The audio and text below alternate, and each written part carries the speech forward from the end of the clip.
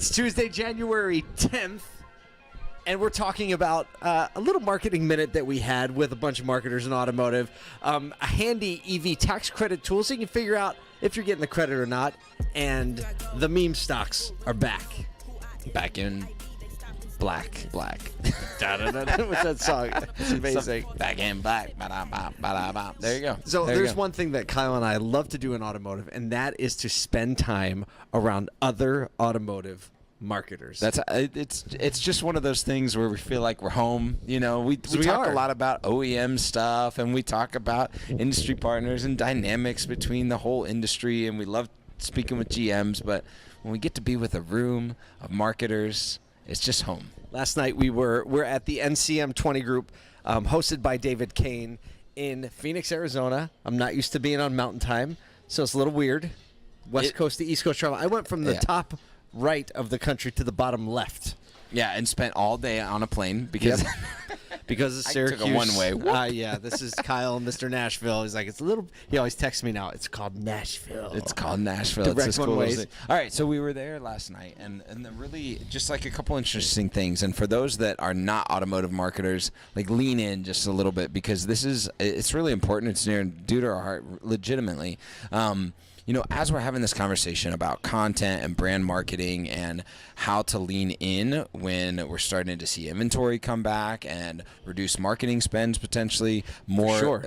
And then also like just a more focused eye on marketing. There's going to be a renewed intent to go, am I getting the ROI? What's working? What's not working?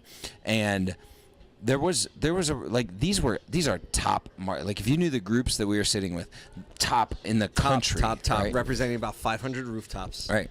And sharp. And what I'm always blown away at is the limited resources, specifically with people, and even more intently around creative and content.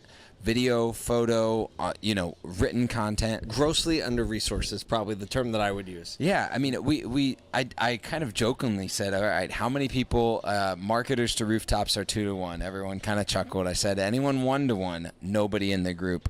And I think I got to 5-to-1, meaning in their team or by themselves. Responsible for 5 stores. Every person is responsible for a minimum of 5 stores. And there will just never be a time where you can create the content, continue to dive into analytics, manage the spend and the vendors appropriately for growth. Yep. Right? Now, you might be able to put out enough fires. You might be able to, hang in there and dial in some things right, but appropriately for growth and to stop just continuing to having to pay over and over for the same customers. It's a tough space to be in, and I think we have to do a better job as an industry at resourcing these, not just with education and learning, but with real tools, with people, because that's everything. Our content is our communication as an industry, not just as single rooftops. So, I mean, if you're in the marketing department, you know this is true already. But if you're a GM or an owner, from a couple of people who spent a lot of time in automotive marketing across multiple stores and multiple places, we're saying if automotive is going to win the marketing game moving forward, and that's not just for your store, but that's creating great content and showing the rest of the country that the automotive industry is here to serve them. And when you do that, well, your spend gets reduced and all that. This is our chance to reset and rebuild the machine in a good way after we had to shut the whole machine down in 2020. So there you go. A little marketing talk for you on a Tuesday morning. We had to bring it in close. Every once in a while, we just got to have a little chat. Got to have a little family talk. So we have a couple of fun stories for you as well. One is that the startup analytics company Recurrent, EV analytics company Recurrent, they just released a new tool that helps EV buyers figure out whether or not the used EV they're looking for is eligible for the tax credit. If you've read the tax law, which I started, and then you fell asleep. Then I promptly said, what does Recurrent think? It's very complicated to figure it out. And you can go to the website. We'll link it up in the show notes. And they basically, you punch in the VIN, and it lists whether or not that vehicle is going to be eligible for the credit. Practical. Paul, just a real quick question. If buyers could use it, is there a potential that dealers could Nope, use that they have type a of buyer tool? login. You have to prove you're a retail consumer. Yes, free for all. No, it's a big issue, and I think that having some level of lookup to be able to know whether or not, based on the time and mileage and price point of the vehicle, whether or not that is going to be eligible for this used car tax credit is just something that new we're having to deal with. It also has a lot of good information around what the tax, like what you need to be claiming as far as household income on taxes. So it's a real just like quick litmus test Lots on of great education. Is my client and is the car eligible for That's great the tax to credit. sit there and guide your client through the process. What a gift that is. Liz Najman, Policy Research Communication Manager at Recurrent, said in about 30 seconds a car shopper will have a good idea if a used EV is likely to receive a tax credit. No tax law background required. Thank you so much for our friends at Recurrent for making a practical tool that everyone can take advantage of. Speaking of people taking advantage of things. Ooh, really taking advantage. Stop. Segue time. The meme stocks are back, Kyle. Oh, man. We're hollering back to what, 2020, 2021? I mean, we had AMC, GameStop. Every time we've gone into GameStop, Craziness. my 16-year-old son is like, they got all that money and they can't even make the store a little nicer. Yo, those stores are tough. And Speaking they of smell tough like stores, teenagers' bedrooms. What? Speaking of tough stores, the meme stock that happened yesterday was Bed Bath & Beyond. It seems like Reddit threads have allowed Bed Bath & Beyond in what looked to be a potential bankruptcy. That Reddit threads have allowed. We'll allow it. Yeah, by the communication that was had of the potential of a sale or the recovery. Merger, yeah.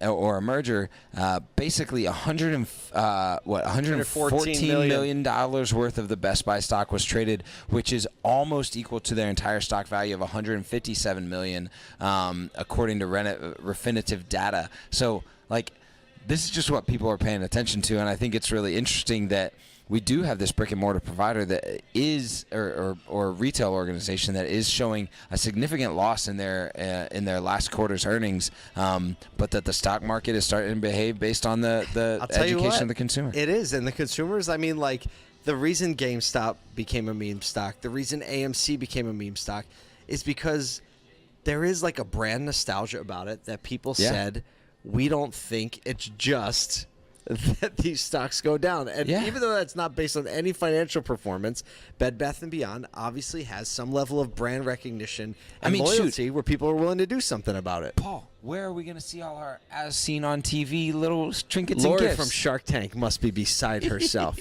She's probably mastermind behind the Reddit thread. She's a sleeper, that one. But and so if you have 100, no, we're not going to tell you to do 100. We don't do investment advice. No. But I did also a part of the article. It's not in the show notes. They said they had 13. I don't know what they call them, research firms that give a buy, sell, or hold rating on the stocks of it. Of the 13 that weighed in, 8 of them said sell, 3 of them said hold. So 3 of them said, you know what? Wow. It actually might pan out. So it's that 8, 9, 10, 11. And 2 of them said strongly sell. Yes. Get it going. But I think the point is, if people were listening to the stock traders and the stock analysts, they wouldn't have bought it in the first place. Right. And it wouldn't be at $114 million. And here's where this ties down, is that if people are listening to lawmakers or mass media alone, they would write off retail auto. And if you so good. And especially your local brand, have a stronger brand, have a connection to the community, then the community will continue to support it. This is what it looks like when the community fights for you. Wow. That's it. We're going to end the show with that right on there. Tuesday. I don't know how that plan landed on that tarmac, but it did. We hope you have an amazing Tuesday. You have people to serve regardless of what position you're in. But if you're a marketer, understand, we kind of have a soft spot and we got you back. We got you.